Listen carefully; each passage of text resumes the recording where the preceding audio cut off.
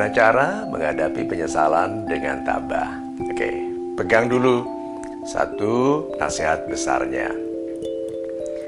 Bahwa semua keberhasilan besar dalam kehidupan ini selalu kita capai setelah sebuah penyesalan besar yang kita hadapi dengan tabah.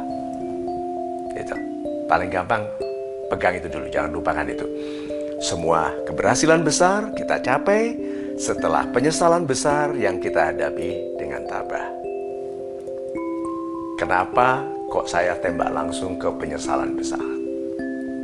Begini, orang-orang hebat itu tumbuh dari penyesalan-penyesalan kecil.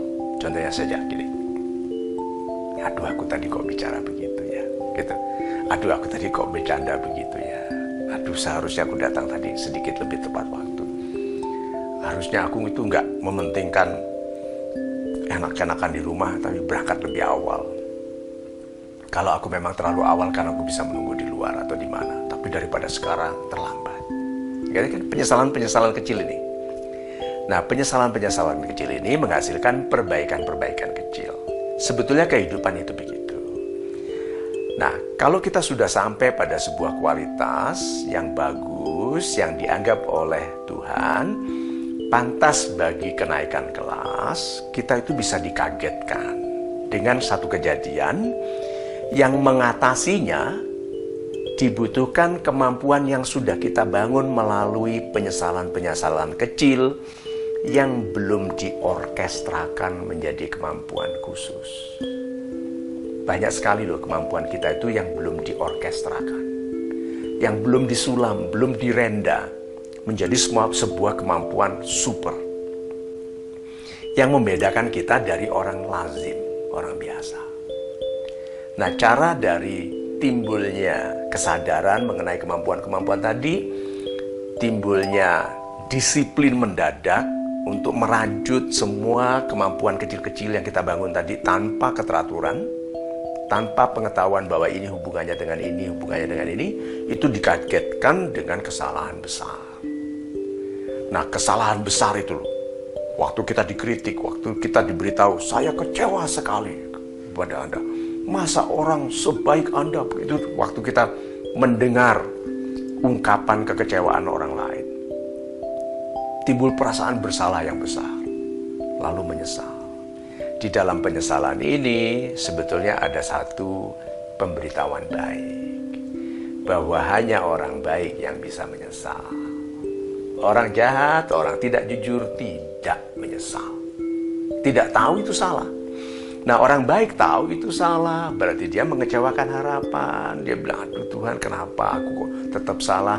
Kapan sih aku ini bisa mendewasa? Kok tidak henti-hentinya aku membuat kesalahan? Itu sering tuh anak muda berkata begitu.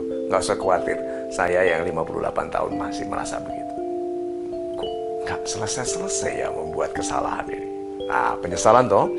Tapi karena penyesalan ini besar, artinya ya, berdampak pada perubahan disiplin, perubahan kebiasaan, keharusan membuka keran ilmu.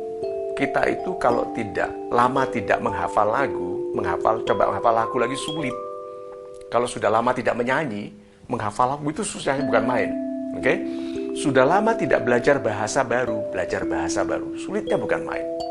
Nah, penyesalan ini mengharuskan tadi mulai dari tadi sikap-sikap yang harus dibangun, kedua buka keran ilmu, mulai lagi ikhlas belajar, gitu loh.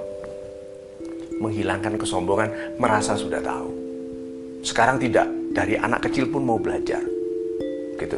Dari ibu kita tanya, lalu ibu bicara yang selama ini kita abaikan karena kita merasa bosan, enggak, loh ini ada kebijakan ini, gitu. Dari ayah kita yang selama ini ceritanya berulang-ulang kita anggap ilmu kuno, enggak, ternyata ada kebijakan. Lihat, berarti penyesalan itu menurunkan kita kembali ke dasar sehingga tidak ada kesombongan, lalu timbul keikhlasan, menerima bahwa kita harus memperbaiki diri.